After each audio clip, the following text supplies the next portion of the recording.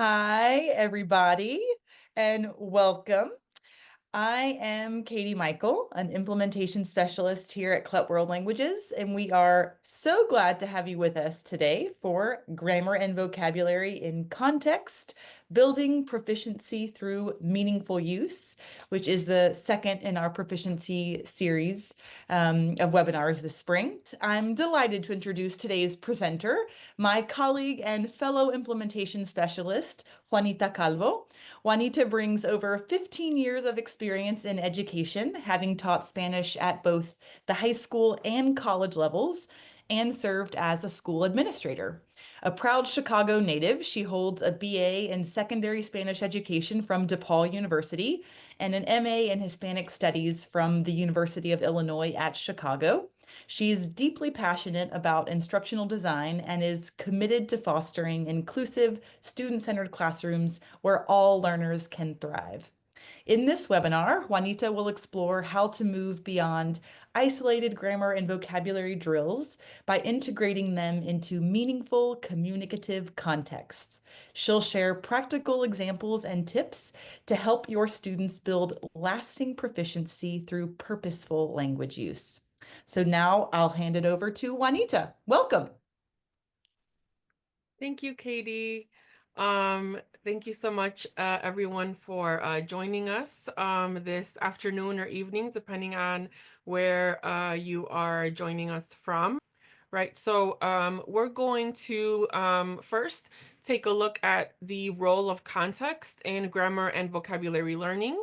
Then we're going to look at some strategies to help enhance teaching and learning of grammar and vocabulary. And then we'll just take a quick look at some practical resources for meaningful practice.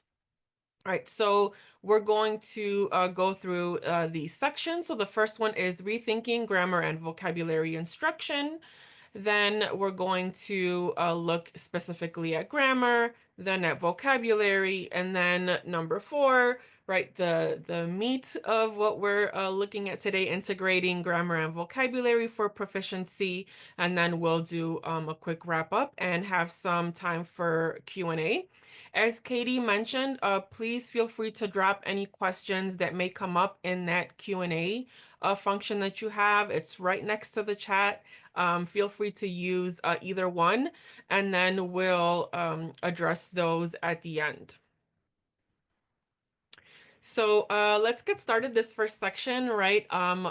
Rethinking grammar and vocabulary, aiming for communication. And so, I want us just to think about, right, why do our students study language?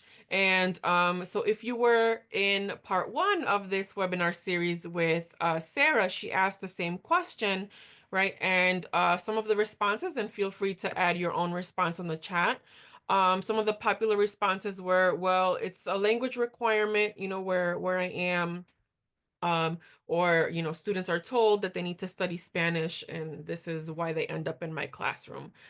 So hopefully, more and more of our students are in our classes because they want to learn the language, right? I know that as language educators, that's what we want for them, right? We are passionate about languages, and we would like to share that with our students, and hopefully that becomes a motivation for them as well.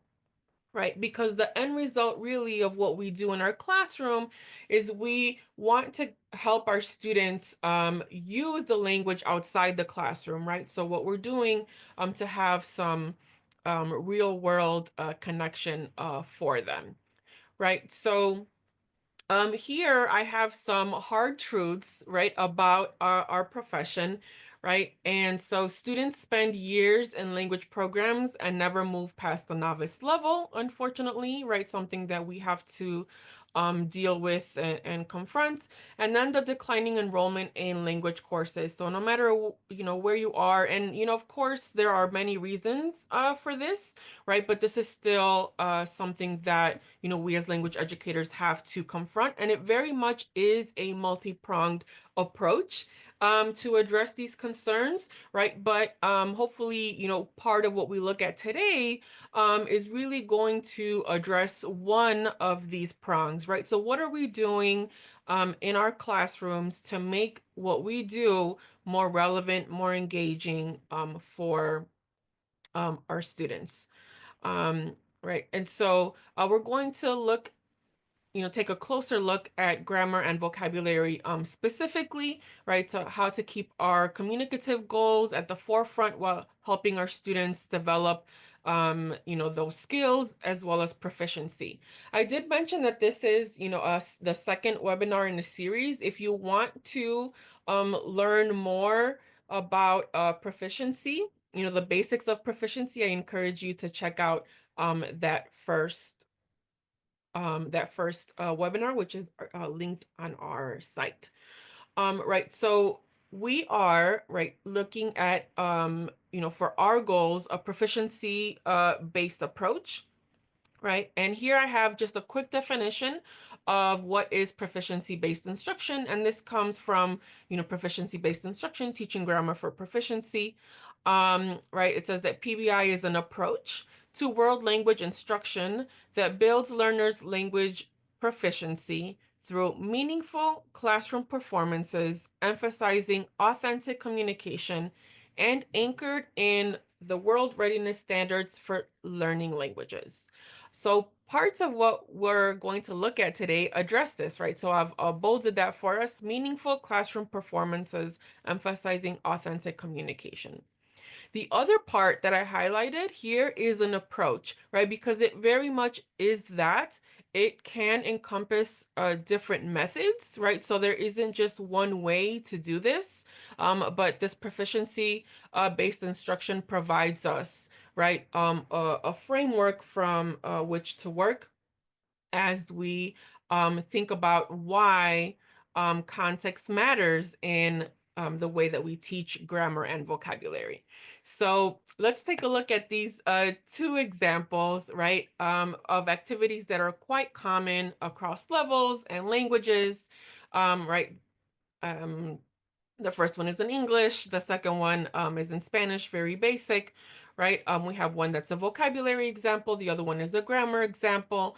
And these, types of exercises or activities, right, can show us that a student has memorized words or can conjugate a verb, right? But these activities lack something, right? So they focus on mechanical accuracy instead of meaningful language use. They lack that authentic communication or context that we're aiming for. They don't really require students to process meaning or interact with each other, right? They can just match the words. And in the grammar example, they don't even need to read the sentence. They just need to look at the verb that's in parentheses, find the subject, and match, you know, um, write the correct ending. Um, this type of exercise or activity doesn't really guarantee that students can apply or transfer the skill in communicative tasks or context, right? And so that is really important for us, right? So that's what we're looking for in the classroom of today.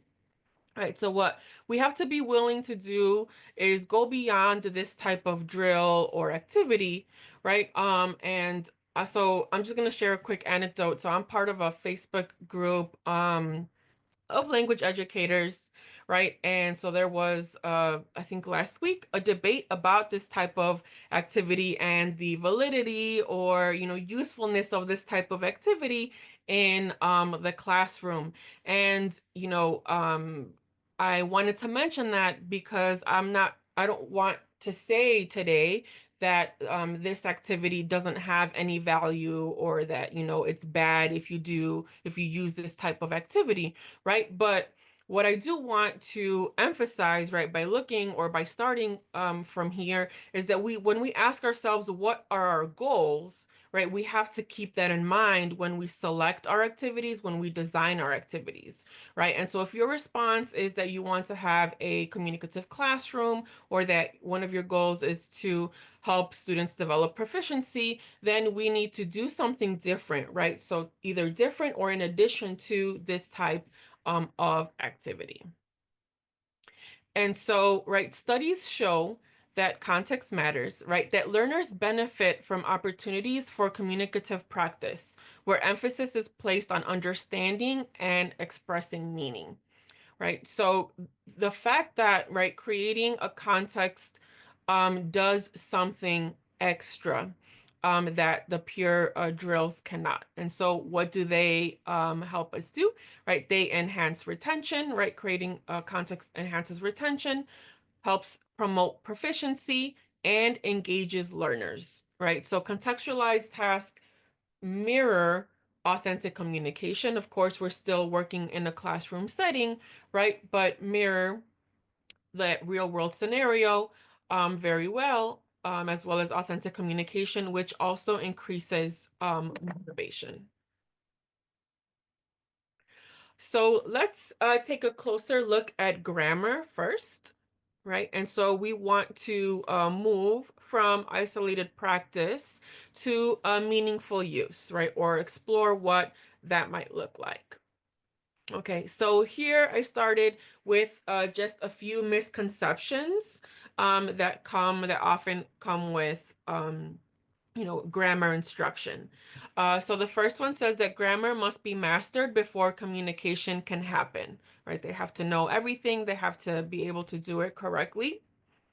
The second one, that explicit grammar instruction is necessary to learn grammar and that it has to come before students can practice. The third one is that correcting mistakes leads to better grammar by students, right? That it helps them become better at it. The fourth one, that drills are the most effective way to learn and practice grammar. And this last one, right, that knowing the rules means you can use them in communication, right? And so if you've spent any amount of time in a language classroom, you've seen these myths debunked, right? And so what we want to do, right, is better understand, right, the role of grammar, or, how this is operating in our classes, right? And for students in the learning process. And so we know that learners can communicate effectively even with limited grammatical knowledge. They we also know that meaningful input and communicative practice are what's best, right? Explicit grammar can help, right? So it doesn't mean that we should never, or that there's no space for explicit grammar, but that really we need to be including, right, this meaningful communicative aspect as well. Overcorrection, right, can sometimes discourage learners. And so instead, we should think about, how we provide feedback. And that can, be an attention to form that is strategic, and also something that I am a huge advocate of is peer feedback, right? So that the instructor is not the only person who can provide feedback, is not the only source of knowledge or correction, but that in the classroom, right, there are many sources of knowledge and support for learners. The fourth one, right, that grammar is more effectively learned when embedded in authentic tasks. And the last mythbuster, right, communication comes from practice. And just looking, right, at this a little bit differently, proficiency, right, we're aiming for proficiency through meaningful performance. So all of this said, right, I think my biggest takeaway from this slide is that you have to trust the process, right? So I think a lot of us know this, right? But it's still easy to rely on the mechanical drills that are, easy to understand, easy to explain, and, feel clean and direct. And so this mess down here is where a lot of the grammar learning and acquisition takes place. So let's look at what ACTFL says, right? So one of the ACTFL guiding principles for language learning is that grammar should be taught as a concept in context. And so I just want to, pause for a moment and think about that, right? So, as a concept, right, meaning that there's a focus on meaning, and what that grammatical form is conveying. And in terms of context, right, that we present grammar in a meaningful, real world context with authentic language use that is connected to a language function. All right. So to make this less abstract, I have some examples, right? So let's look first at, right, this grammar as a concept in context and what that can look like, right? So when a student hears or reads a past tense verb or a marker, they understand that a past event is being discussed, right? So in this example, we have a Spanish example there. I'm just going to read the English one. Yesterday, we ate at a Mexican restaurant. So a student can read that sentence and understand that it's a past action, right? The word yesterday tells me that it's in the past, and this verb ate is in the past tense, which also signals a past event, right? So the student understands whether or not they can conjugate or explain, right, the conjugation. There are clues in that sentence, right, that tell the student that it's something is happening or has happened, and that it's past tense, right? And here we have what grammar as a concept is not, right? And so the students learn the rules for conjugating the verb in the past tense: comí, comiste, comió, comimos. And I will share a funny story. So I consider myself a heritage language learner.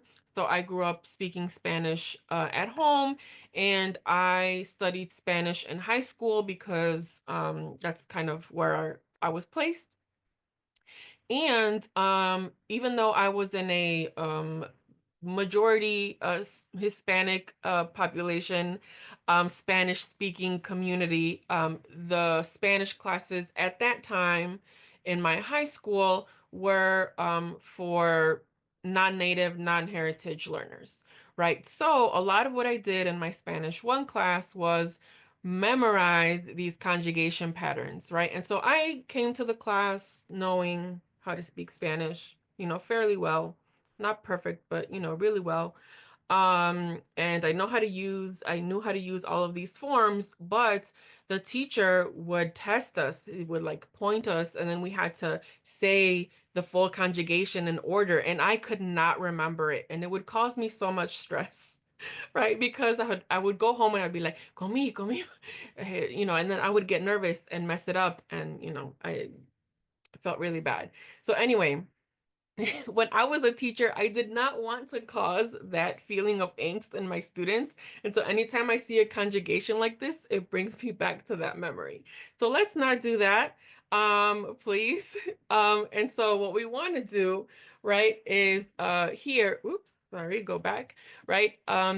Thinking about the context, right? So we saw the concept, and now we want to provide that context to give a more solid base for students to receive the information and process it, right? And so what that would look like is students read a story or biography, for example, where the past tense is authentically used, right? So if it's a story about someone's life, it's very likely it's in the past, right? And so when students speak about it, they're probably going to use the past tense because it makes sense, right? To narrate about a person's life. And so the students encounter the past tense in complete sentences or questions as whole language within that context, right? In a very authentic and organic manner. Right? What grammar as a concept in context is not, right, is a, biography or a paragraph with fill in the blank, um, where students have to supply the correct form of the past tense, right?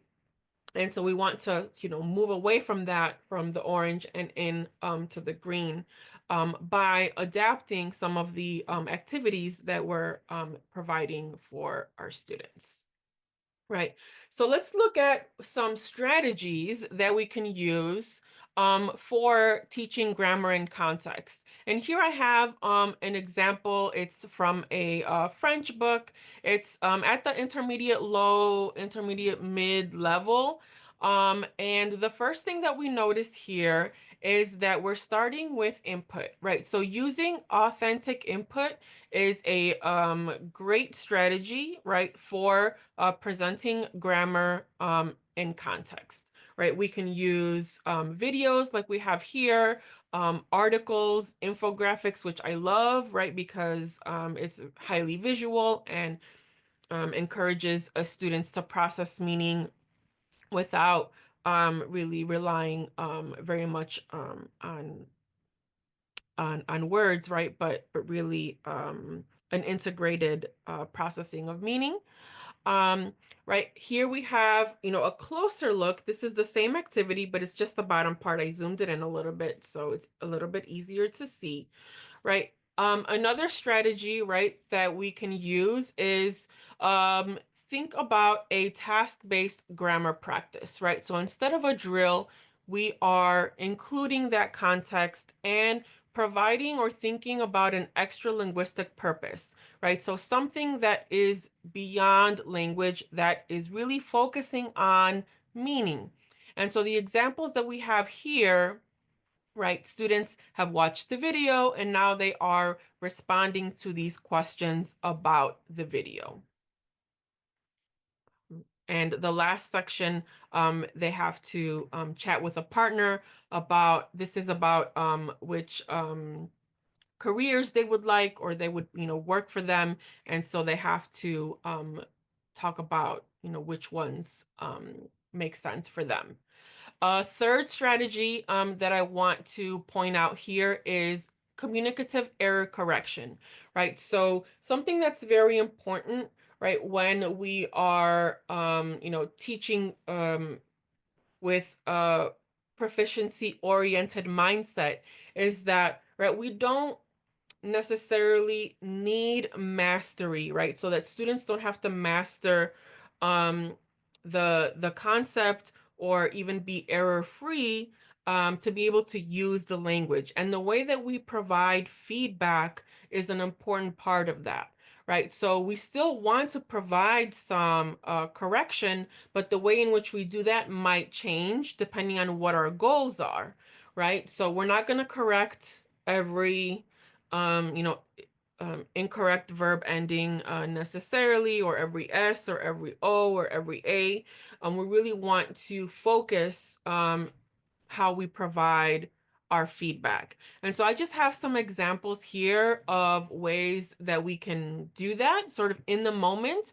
The key point here is that we don't want to disrupt the communicative process, right? So one thing that you can do is recast, right? And that is simply where you reformulate. If a student makes a mistake, you reformulate what they've said with the correct grammar while maintaining the conversation flow, right? Another strategy that you can use to provide correction in a targeted way is clarification requests, right? So if a student has said something like ella tocó el piano, you can say, ask them to repeat themselves, or you could even elicit a little bit, right, and give them the prompt again.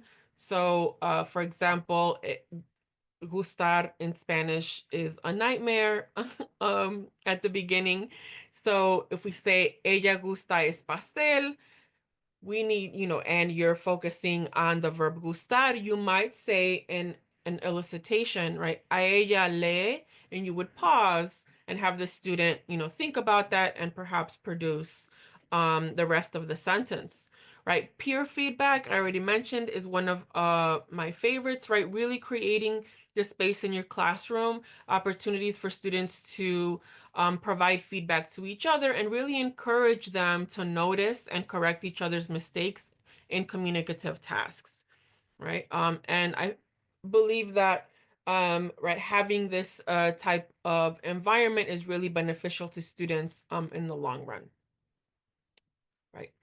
So let's take a look now at vocabulary and context and ways to build fluency with words that stick, right? So vocabulary and context, and here is one of my favorite questions. Where's the vocabulary list, right? So we thought or rethought grammar. And so now let's take a moment to rethink this vocabulary list, right? And so really leveraging backwards design and focusing on what our lesson or unit objectives are really should come first, right? So, what words do your students need to meet the goals of the unit? And where are these words coming from, right? So, are you using a textbook? Are you looking for materials on your own? Are you using readers? Are you using authentic resources? All of those are choices that you have to make, but that should be made with the consideration of the goals of your lesson, of your unit, of your course. Right. And so let's take a look piece by piece at the role of vocabulary in communication. Right. So, and then we'll take a look at some examples.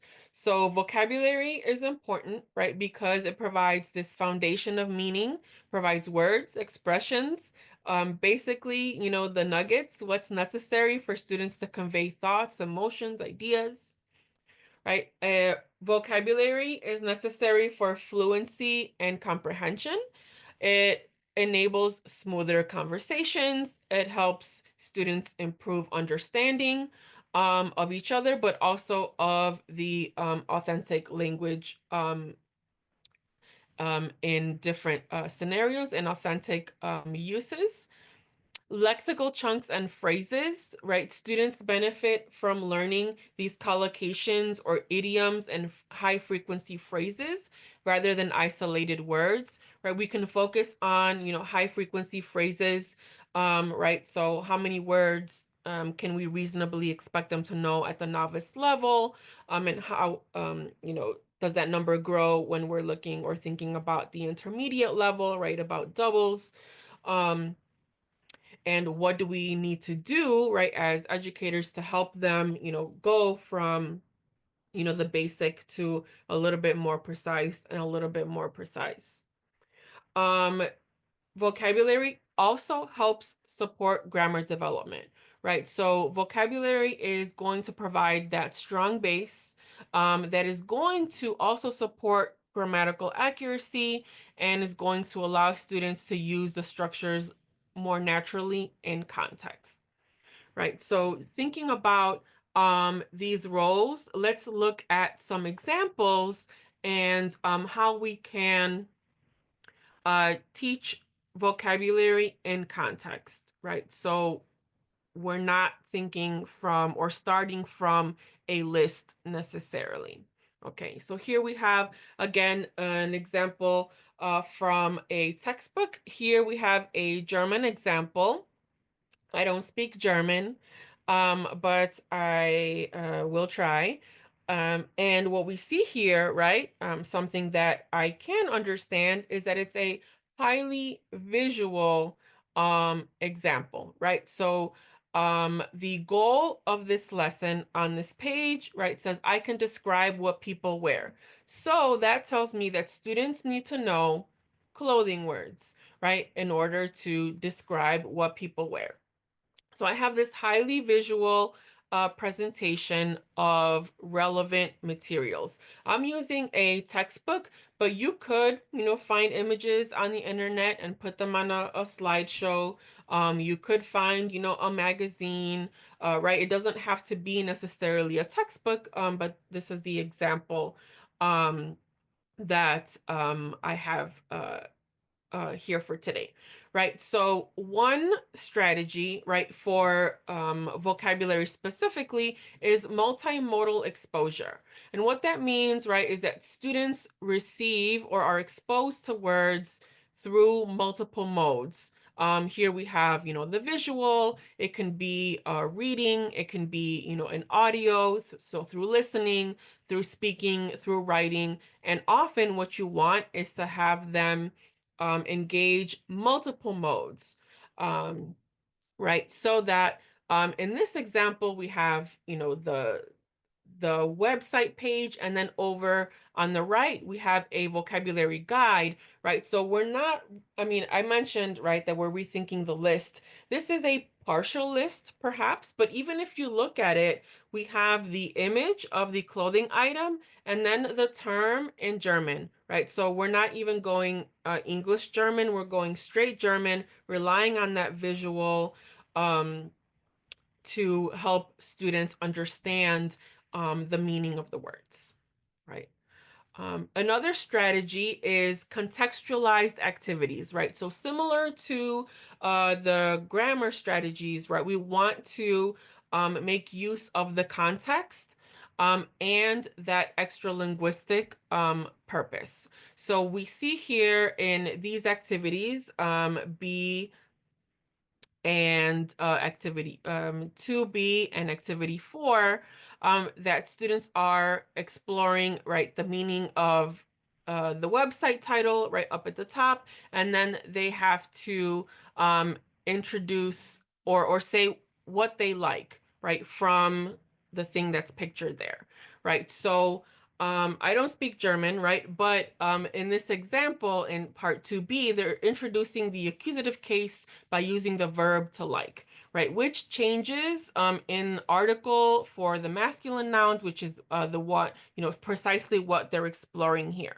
right? So we have, the item, but also, right, this highlight of something that's happening here with or associated to the particular clothing item, depending on the gender, right? In activity 4, students are speaking and they have to select clothing for different seasons using the verb to wear and the accusative case, which is, again, another example of a contextualized activity.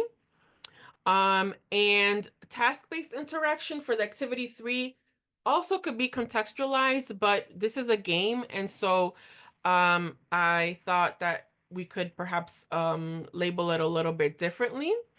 Um, right? So students can use a game or a role play or problem solving to use the new vocabulary in a meaningful way, right? So in all of these examples, right, students are asked to do something that goes beyond the language, right? So predict, say what weather is appropriate, I mean, what clothes is appropriate for different seasons or the weather. And in the game, right, they're processing those the meaning of the different clothing items, having to use it for what their own classmates are wearing. Right. And so what we have in these examples also is that students are encountering the language and using it in chunks, right? And so when they're learning to like, for example, right, it's they're learning it, right? So the den pullover, and instead of just the isolated item. And so that is another strategy. If you were guessing lexical chunks and collocations, you're absolutely correct, right? So here we saw it in an activity example, but here we see it, more as a reference tool or an exploration, right? So teaching words in common phrases rather than just in isolation really helps students understand how words are used in real life, right? So that it's not just, for example, decision, but make a decision, right? And the examples that we have here are in Spanish. Are the first one is chat, right? So to chat and to chat with, right, is something that they can learn as a chunk, right? Also to speak or to talk, hablar. Those are some different combinations that they might be using in class, right? Hablar español, hablar inglés, hablar con la familia, right? Speaking with friends, speaking with family, talking about different things. And so they get to see these chunks and how they're used, right, as larger pieces of language, and that helps them, right, process and understand how it's working. Another strategy, one that I really, really love, is word mapping, right? So this takes, the concept of a list, right, but really helps them organize it in a way that is meaningful to them, and that is, I think, very reflective of the way in which we acquire language, right? So that in our brains, words are associated, connected to different things. And so that's why I love, right, the word map, because it helps us sort of put that on paper.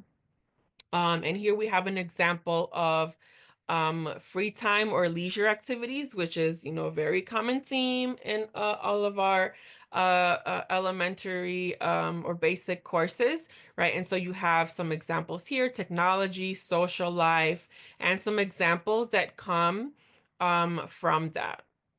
And this is a great activity to have students, do together or in groups, to really explore, right, how they branch out. Because, right, sometimes when we have a pre-created list, that can feel limiting, right? So they have a list, students feel like, I have this list. If I memorize this list, I'm good to go. I'm good with Spanish. I'm going to ace this class. Right. And having this word map sort of flips that a little bit, and helps us think about how we're using these words, in what contexts or situations we might use these words, right? And that's also what we want our students to start to do. And so just rethinking again that isolated list in something like this can help them do that. Another strategy that I don't have here, but that is very similar, is having them, categorize words, right? So you could have this word map and then have them create sub lists of things that might be, related as well, right? Just to give you some examples.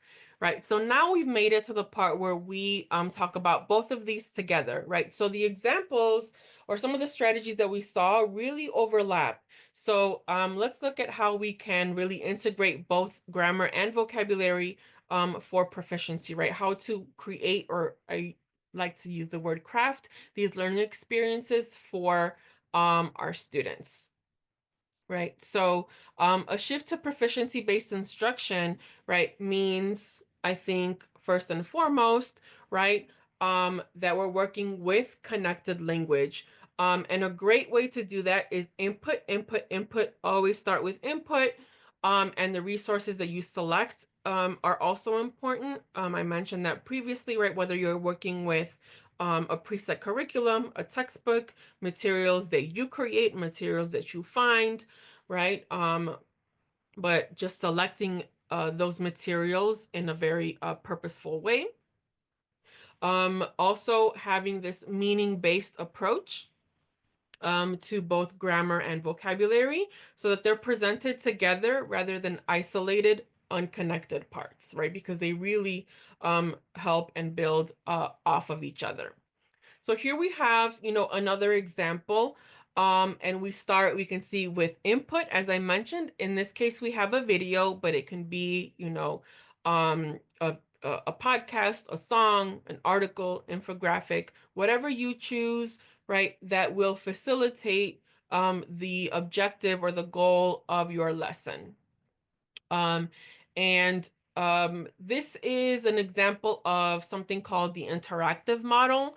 And so there are other models which are similar, and I'll get to that in a few minutes. But this interactive model, right, has these four steps, or these four components, right? So preparation. The second one is comprehension. And it says one and two because whenever we read something with a student, or view it or listen to it, ideally you want to do it more than once, right? So at least twice. You can do it more, depending on how many activities or extension activities you'd like to do.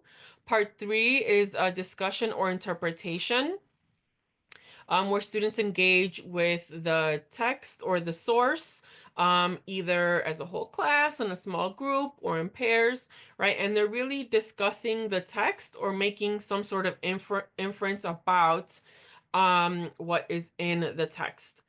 4 and 5 can be interchangeable, but we'll go with extension first. So students explore an additional authentic source on the same theme. And this can restart the model if you would like, go back to preparation, comprehension, etc. And number 5, students, which is creativity, students apply learning through extended interpersonal or presentational modes. And so we can see, I'll back this out just a little bit, the progression of these activities, which are very well scaffolded, I'll say, right? So we have this video. The goal for this lesson, right, it says, I can locate places in a city.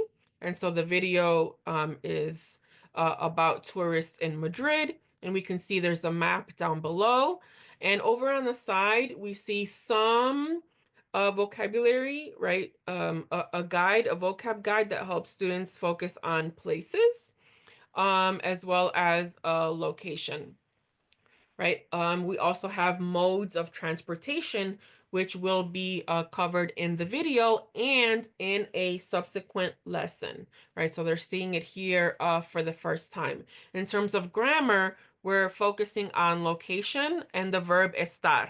So here we have the verb estar, but we're not going through necessarily the full conjugation of estar, estoy, estás, está. Okay, we're just using it for the context of location. And so that's why we have that small box in the bottom right, um, uh, basically going over that particular use. Okay, so here we have another example, right? So this is a continuation. And you can see this one is an infographic. So we're also starting with input. And we have here our interactive model, which we will go through again. And the vocabulary here is more focused on modes of transportation. And the grammar here is adverbs of frequency. So you can see based on the infographic that students have to talk about, which modes of transportation are used the most or the least.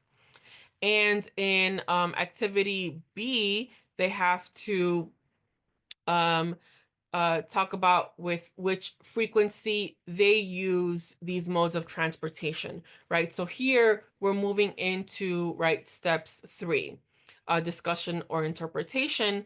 This part C is really interesting, right? It's asking students to look in their own community, in their own city, or in their own state and see if they can find out which modes of transportation are the most used, and then write some sentences comparing what it is in their community and in Spain based on this graphic. Right. The comunidades section, that yellow box at the bottom, is another opportunity for extension, right? Where students are reading a little bit more about sustainable cities and what that means in relation to transportation. And then students have to then, in activity 10, speak about modes of transportation that are, sustainable. So you can see that this is, right, a very coherent lesson, right? So the theme applies across, right, these 2 double page spreads, and it's building off of each other, right? Helping students to practice, right, the vocabulary and the grammar, right, within that context of the city, modes of transportation, places, right? Keeping meaning at the center. So I wanted to go back just a moment to teaching grammar in context. Again, this can apply to vocabulary as well, right? But really to focus on these discovery models, right? And so what we want to do when we implement these strategies, right, what we're essentially doing is right? Encouraging active learning and problem solving rather than providing a direct rule explanation, right? So students inductively discover the language rules by examining them, looking at the examples, and identifying patterns, right? So I'm going to go back just a moment, right, to our examples here. Um, right. So in this particular one, right, where they have to, um, right, they've watched the video, they have to answer these questions in activity B, um, and answer questions in activity 6 about the city, but it's, it's another source. And then in activity 7, there's a game where they have to, um, right? Ask questions. So write their own questions about the map, right? So students are creating or writing, right, at this point, really putting together all of the resources. So the vocabulary resources and the grammar resources that they've encountered, right, in the authentic video, in the map, in conversation with their peers, right? To create these questions, right? So we see something, a similar process here, right? Where they have an infographic, they're discussing the information in the infographic, and then, right, they will write their own sentences, either comparing, right, or talking about more sustainable modes of transportation. Right. And so some models, specific models that can be used are the PACE model, the interactive model, which are the ones that we saw with a focus on form, right? If we're thinking about grammar specifically, or the concept attainment model. So I'm not going to go into detail about these, but I did want to mention them, right? Because they provide additional frameworks for doing this type of work, right? From setting up the lesson all the way from input to that output that we're looking for within the context, right? And so I want to take a moment to talk about some resources and some tools that you can use, right, when thinking about how to integrate grammar and vocabulary, thinking right from this proficiency based approach. So ACTFul, of course, it's one of the ACTFul core practices. And so they have many resources available. A lot of the theory that I cited at the beginning comes from their resources. A lot of it is very readily available on their site. Um, and shared in teacher groups. So proficiency based instruction, it's like a two book set. There's one that focuses on input and interaction, and then the other one that focuses specifically on teaching grammar for proficiency. This second one does touch a little bit about grammar and vocab, because they go hand in hand. And last but not least, of course, this webinar series. So the first one was just a general background on proficiency. This one was to look at some strategies for approaching grammar and vocabulary specifically. And the next one is going to focus on assessment. And this is a very important piece. So I talked a little bit about corrective feedback, right? And so Katie, who's with us here today, is going to talk much more about feedback and assessment specifically, right? And assessments that empower learning, also right for this proficiency based approach. To wrap up, I want to go back and revisit some takeaways, right? So first, context matters, of course, right? So embedding grammar and vocabulary in meaningful communication is going to enhance retention and proficiency, right? So we need to right, if nothing else, right, really think about how we can contextualize our activities to move beyond those isolated drills, right? So prioritize communicative activities instead, that help students, right, use the language more authentically, because that's what's going to translate to them being able to do this in communicative settings. Grammar supports communication, right? So teach structures as tools, not just as rules to memorize. Vocabulary is more than words. So focus on those lexical chunks and the functional phrases if you really want to improve fluency, right? Thinking beyond just, a master list.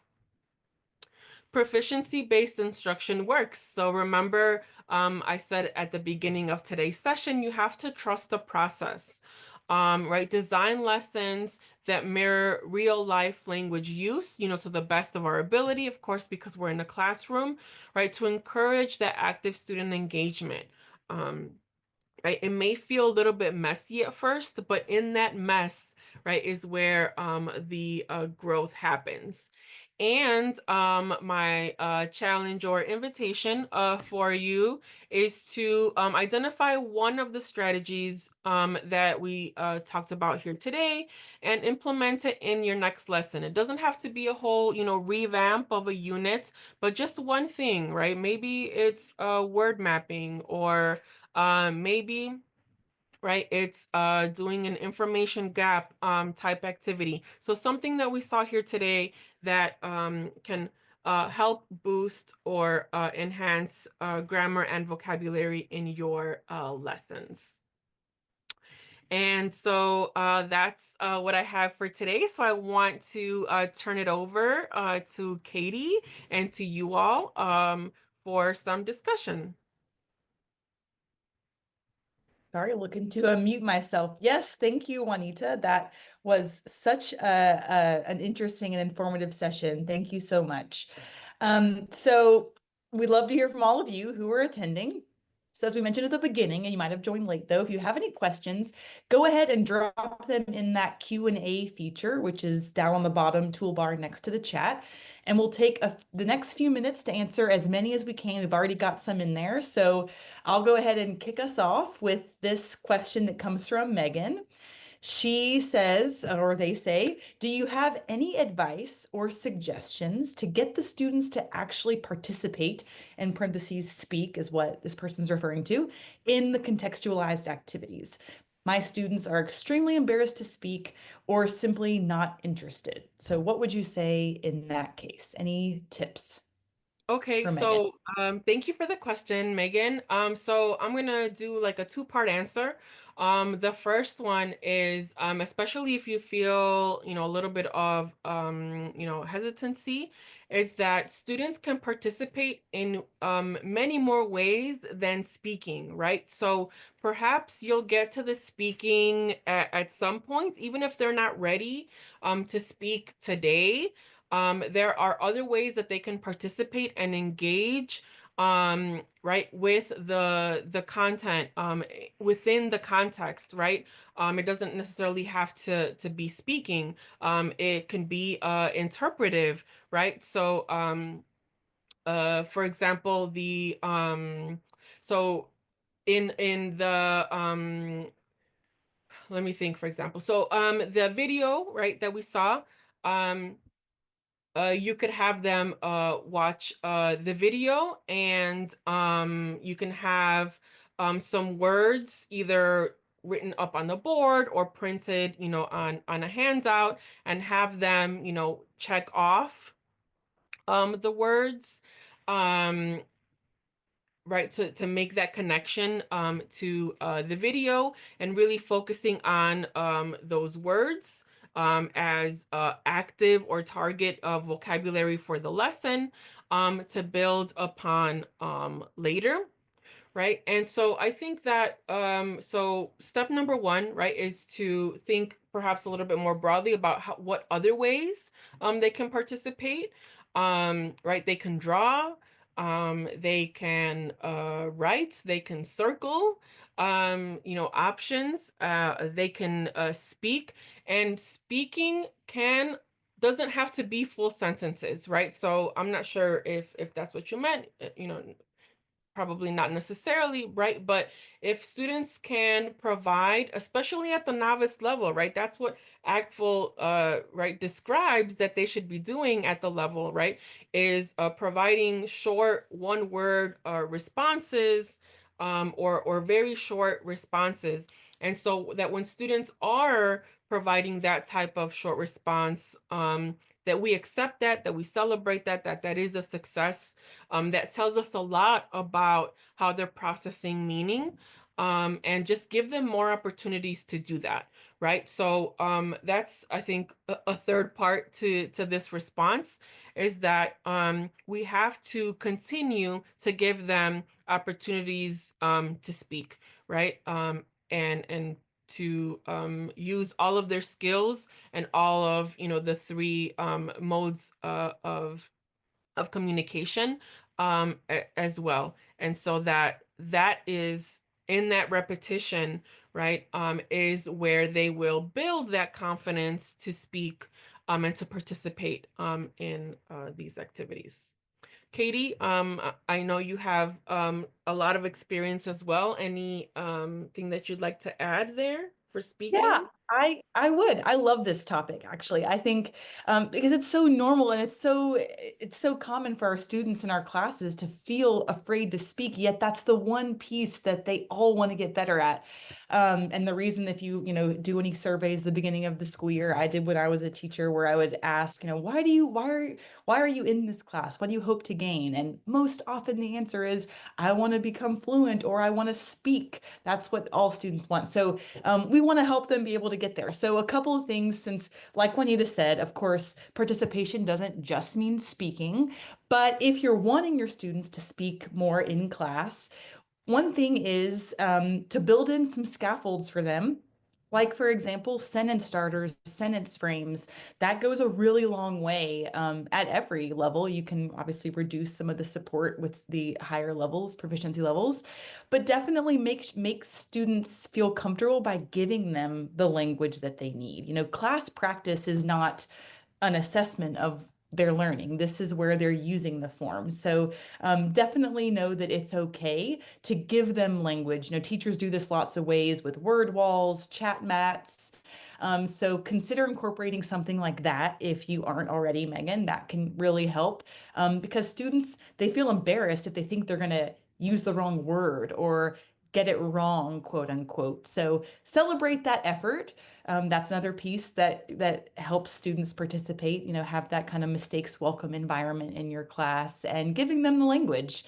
You're not giving them answers, you're just supporting them in being able to produce a little bit more confidently. So that's what I would say about helping them to speak in particular.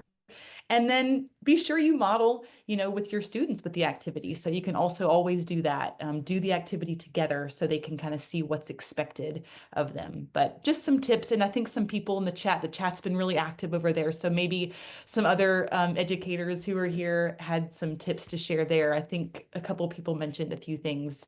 But I mean, you can scroll up there, Megan, to see. So I thank you. saw Yeah. sorry, I saw that someone Flora said high frequency verbs, right? So I love that, right? And so whether you have a handout or a word wall, right? Those high frequency words, those chunks, right? So even if you were to do a word mapping activity, all of that provides resources to the students to help them, right, be able to speak, right, confidently in a way that makes sense, right? Because you're providing those connections, as well as just that repetition, right, through those high frequency words or chunks or phrases. But yeah, thank you, everyone in the chat, for those wonderful ideas. Yeah, it's great to learn together and learn from each other. Okay, so let's move on to another question we have. So how I'm gonna read this. This one comes from Susan. It's a rather long question, so bear with me when you I and repeat it if you need.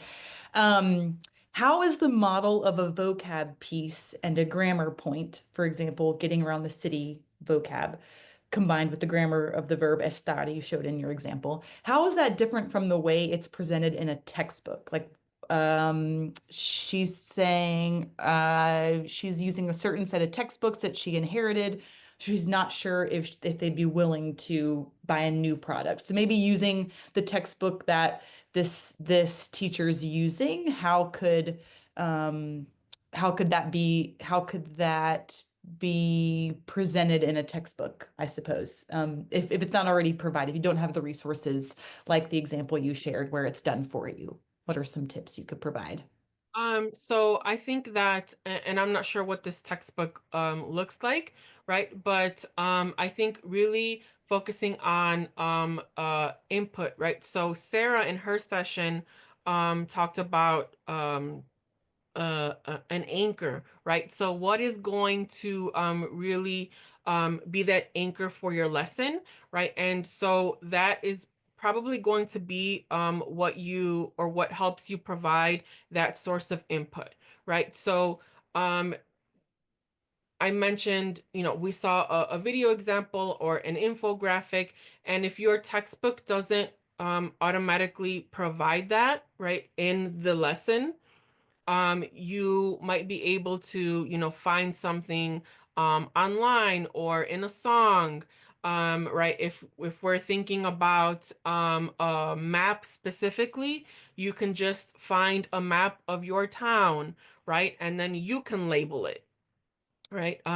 Depending on what your focus is, right? If you label the map, that can be your point of entry for the lesson, right? It's visual. Students are looking at the map and deciphering the meaning of the words that you've put into there, right? And you can use that as a source to, get students engaged in the activity.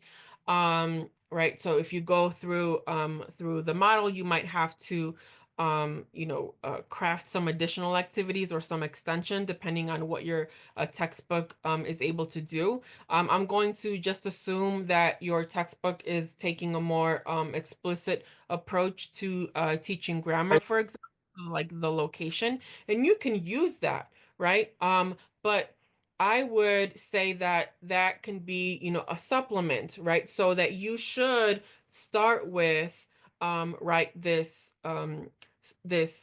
anchor, right, this source of input for your lesson. And then when you do get to the point where you want to focus on the form specifically, you can build in what your textbook is doing, right? So it might, depending on how your textbook is structured, it might require a little bit of creativity on your part, right? But the beauty of it is that, right, we're trying to find or bring, right, real world scenarios into our classroom. And so just things that exist in your own community often can be those resources for you in your classroom. And that's going to check a lot of these boxes for us, right? Students are familiar with it, it's meaningful to them because they live there, etc. All right, thank you. Awesome. Now we'll move on to this next question related. How do you teach irregular verbs in context?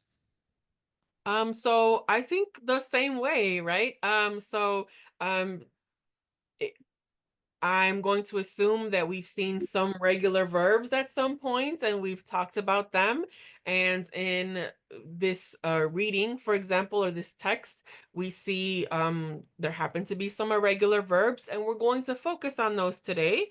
And so we would go through the communicative activities, right? And you can, right, highlight an irregular verb in the text and ask students to think about like what's happening here, right? It's probably going to include more than one irregular verb. So you can highlight several of them. You can write them on the board. Right. The point is to signal them out somehow and invite students to look at them and notice what's happening. Um, at this point, right, we assume that they have some knowledge of how other, how regular verbs are working. And so it's just a matter of noticing that there's something different happening here. And then, you know, you, you can play or ask them to take guesses as to what those rules might be, what the difference is, and then build out the rule from there, right? So the PACE model specifically, there's a step called co-construction, right, where students are working together to build out the rule, right? Or in the concept attainment model, they even test out the rule in other situations to see if that's the case. But I would approach it the same way, right? Uh, Show it in context and then just highlight attention to them um, little by little.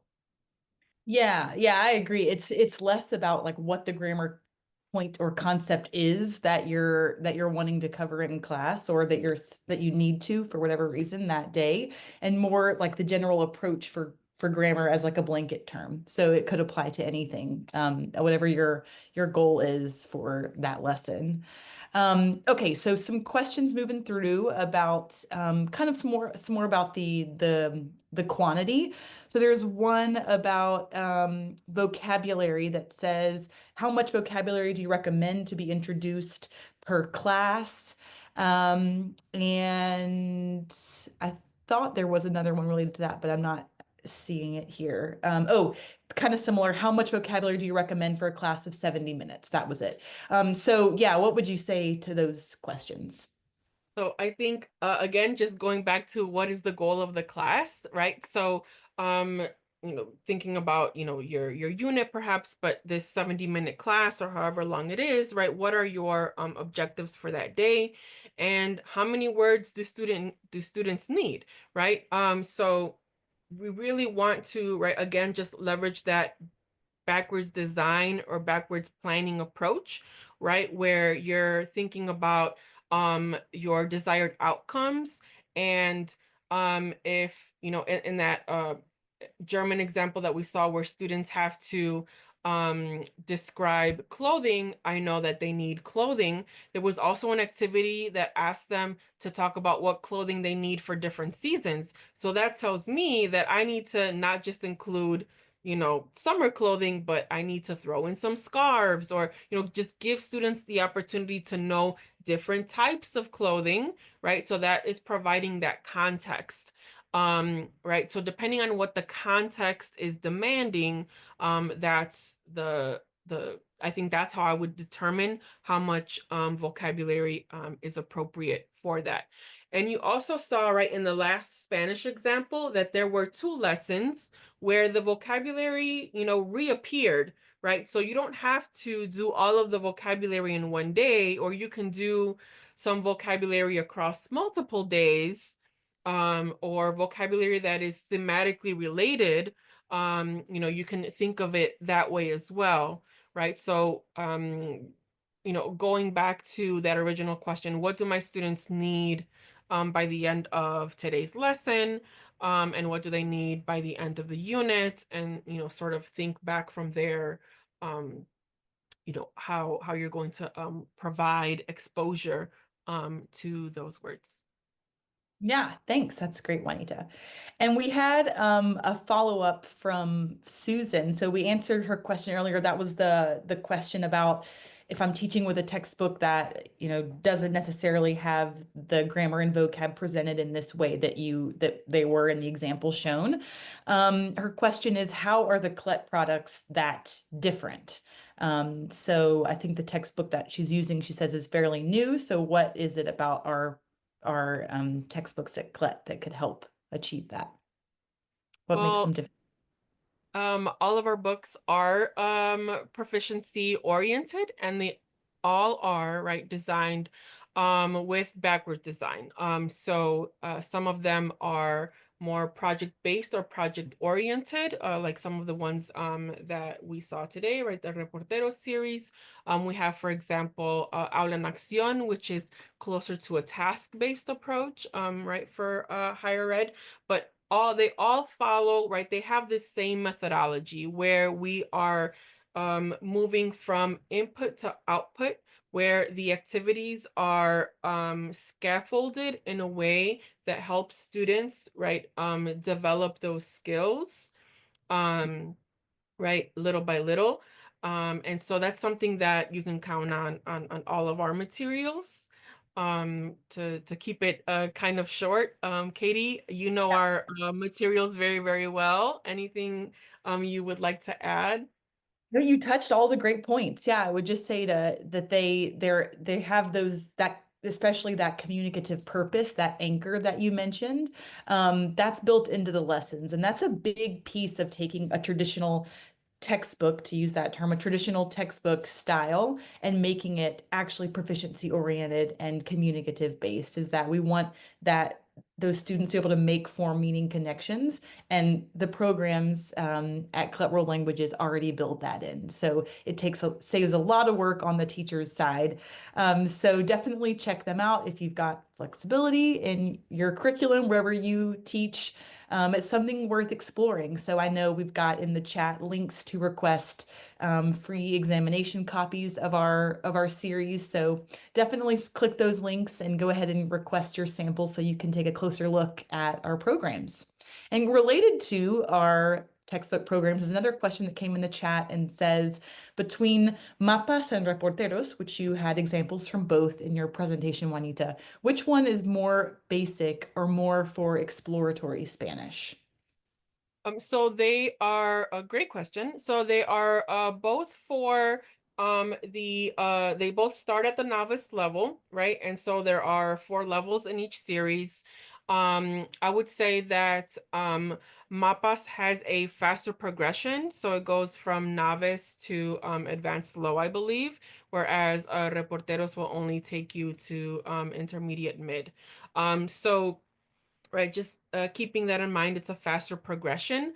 The methodology is the same. The approach is very, very similar, but I would say that the style is a little bit different. And we're happy to send you a sample so you can compare both.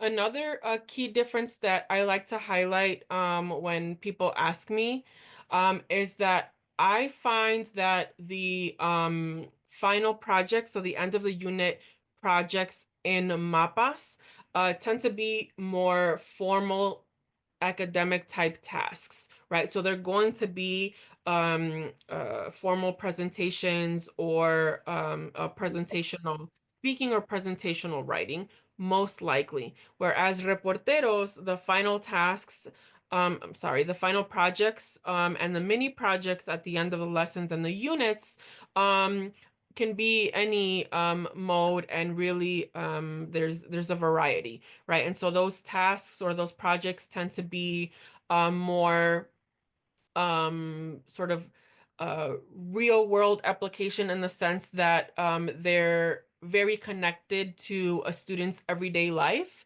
whereas MAPAS tends to have a more academic twist to that project. Yeah, awesome. Great. Thanks, Juanita. And again, that sample request is in the chat. It was just re-sent over there. So that's the best way to really see the difference, I think, is just to dig into a good sample chapter and compare. But as Juanita said, they're both going to be proficiency oriented and similar in that respect, and do both start out at the novice level. So it's really then just a matter of the style that would be a better fit for your student population. All right, so then let's see. Another question here says, how do you, this is from, I'm sorry if I'm pronouncing your name wrong, Nutumba. How do you make them retain the vocabulary? That's a great question. It is a great question. Um, and so, I think that that is something that has to be sort of planned out more intentionally, right? And so um, it becomes about meaningful use, right? So if a student can use the language in a meaningful way, right, it's much more likely to stick. If they are processing the meaning of those words, um, in making connections to other things, that also helps with Yeah. retaining those words, as well as just recycling or just cycling those words, right? So if you have a set of words that you'd like to focus on, right, it's not enough to see them in lesson one, semester one or year one, and then never see them again. Right? So it in that sense, it requires some intentional planning of, how can you revisit sets of words or make connections to words, right? Because a lot of the themes that we see even across levels tend to repeat or overlap, right? So in those moments, we can, right, invite students to reuse some of that vocabulary that they already have, right? And it's always, I think, a good idea to help them just use words that they know, right? To help acquire additional words, right? So as they start going from, I think, from the novice to the intermediate level, right? Katie mentioned this earlier, but you want to start building, right? So removing some of that scaffolding and helping them build, right, more specific vocabulary. And I think authentic resources really help you to do that. Right? So it's providing a similar context, right, within a theme, but giving them words that perhaps they're not as familiar with, right? And so that helps them bridge that gap by making connections to words that they may already know, right? And so in that process, helps them, keep words, retain words, and acquire additional words. Yeah, that's great. Good tips, Juanita. I would second all of that.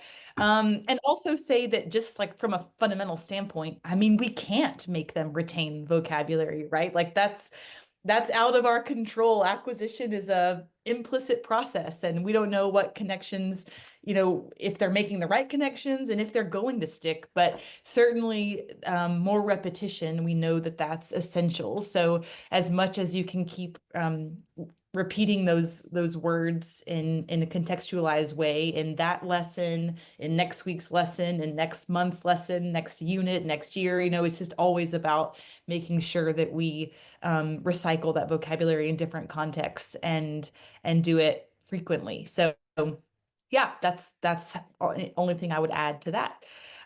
Great question though. And then this is kind of related to multi-levels. This question says, what happens? This is an anonymous question. What happens when you teach in a multi-level and multi-grade classroom? How can I make sure everyone's learning authentically if I have 2 to 3 levels within the classroom? That is a challenge. Any tips for that? That is definitely a challenge. And I think that so personally I've never been in that situation, but I think that something that, I could and would recommend is to think about, right, perhaps using the same sort of source or a very similar one, and instead think about how what you ask students to do or focus on can be different, right? That way you as a teacher can plan with a similar theme, a similar focus for all of the levels in your class, but then really address the needs of a particular student, right? So I'm not sure how diverse the levels are in within your classroom, right? But we know, for example, that at the novice level, we really want to focus on comprehension, right? So I would think about what tasks or what activities really help, this set of learners at this novice level develop those comprehension skills. And then at the intermediate, right, we're working more at the detail level, and how to help them, right, be able to so identify those details, also add details. And so the nature of the task would be a little bit different, even if they're working, from a similar theme, or even the same text, the same video, or the same song. Yeah, I love it. Great. Thanks, Juanita. Next says, when you use context to teach vocab and grammar, what strategy do you recommend to use to expand the use of the language in other contexts different to the one that you're using? This one comes from Laura, this question. Okay. So Can can you, repeat. yes, can you Okay. repeat? Yeah, so Laura asks, when you use context to teach vocab and grammar, what strategy do you recommend to use to expand the use of the language in other contexts different to the one you're using? So I guess, maybe context referring to if you're talking about getting around a city, for example, and that vocab or grammar, well, I guess vocab would be more specific, but that grammar that you might need, how could you take that to a different context? Um, I so think if that, and if we need a clarification there, Laura, feel free to write in the chat if you're still around with us, to see if we can provide a different angle or insight into your question. But we'll go with how that interpretation for now. So Juanita, any thoughts? so okay, that's an interesting question. So, right, I was thinking, when I first heard the question, more in terms of like performance versus proficiency, right? So like that you're doing all of these things in class, and how do we encourage students to go out into the world and see and apply them, right? See how well they do. And so in terms of that, hopefully just them being and feeling confident and having those opportunities, being motivated. But to what you clarified, Katie, I think that's a little bit tricky. And it would just require perhaps some planning, right? Because I always go back to what is my objective, right? So if I'm right, if I am focusing on I want my students um to for example, run a flea market, right, in the classroom, to practice, clothing, but also exchange, right? So that's going to require one set of tools, right? If I want my students, if I'm planning a unit, right, on surrounding Earth Day, right, which is coming up, and I want them, right, to create a photo journal, right, of sustainable things that they do every day in their lives, right, that's going to require a different set. And so I think that to create some of this overlap or connection, I might just have to be more strategic about it, right? So I could, for example, think about this food truck lesson, I'm sorry, the flea market, and then think food truck, right? So go from clothing to food, which is also involving negotiation, selling, money, right? Amounts, but from clothing to food, right? I think the point of my response is that we should keep the objective of the unit in mind, right? And so if you want there to be more connection, then definitely, right? I think it would be super cool to plan an entire, right, your entire course map um that has, some sort of thread. Sometimes textbooks aren't you know, they're not known for doing that very well, actually quite the opposite, right?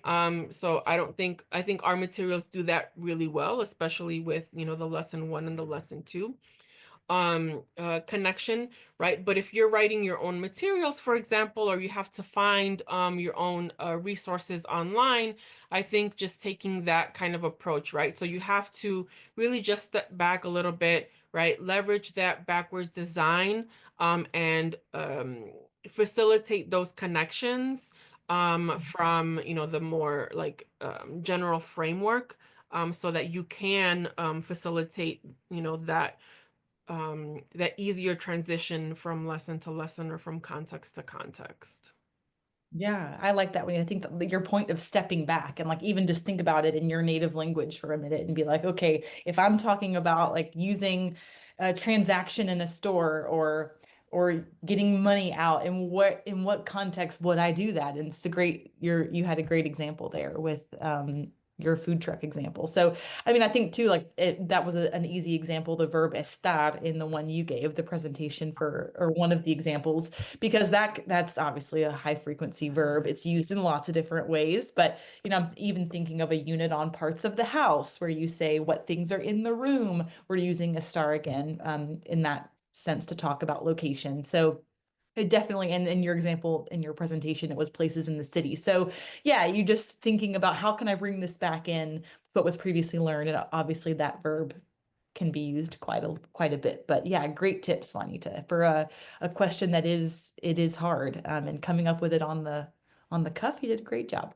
Um, all right, so I think we've got time for just one more here before we all wrap up. So this last question comes from Alana, and the question is, in the interactive model that you shared, does the creativity step basically equal an IPA? So wondering kind of what that creativity step means in that interactive model. No, I wouldn't equate that to an IPA necessarily, right? So that creativity piece is just giving the students to, it's like another type of extension, right? So instead of right, so it's extension plus, I would say, right? Where students can sort of decide how to do the extension, right? So extension one is that you provide it, and then the creativity piece is just them being able to make more selection as to how they use it, or the examples that we saw were games, for example, but they can create other scenarios, right, that might fit within the same context.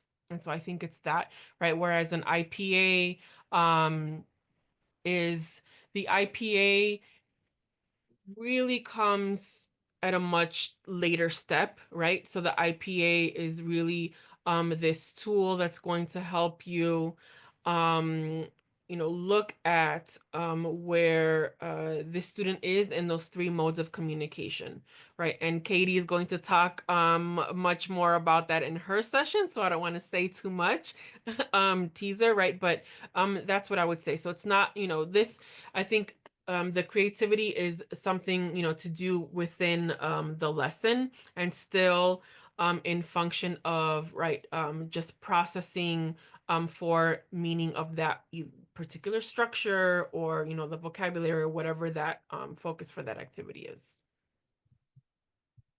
Awesome. Thanks, Juanita. Great. Okay, good. And Alana was here still. Thanks for sticking around, Alana. That's awesome. Yeah, okay, so I don't want to get into another question in case we don't have time to get through the full answer and we end up going over. So, once again, thank you all for joining us tonight and spending your time with us at the end of your busy, long day, to talk language teaching. So, before you go, I would like to remind you all that if you'd like to request a free sample from today's webinar, check out the link in the chat to request one. And we're going to pop it over there now. I think it should be there. Yep, there it is. So be sure that you do that. We love to support your teaching with resources that match your goals.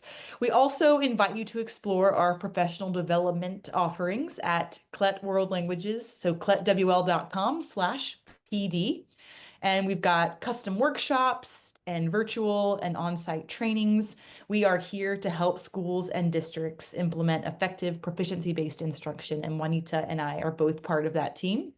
Before you go, please take a moment to fill out our feedback form. We really value your input. So if you'd like a certificate of attendance for today's session, you'll also find a separate form for that as well. And both links are over in the chat for the feedback form, the survey, as well as the certificate of attendance for today's session. So thank you again, everyone, for joining us. We hope to see you at another webinar soon, and have a great evening.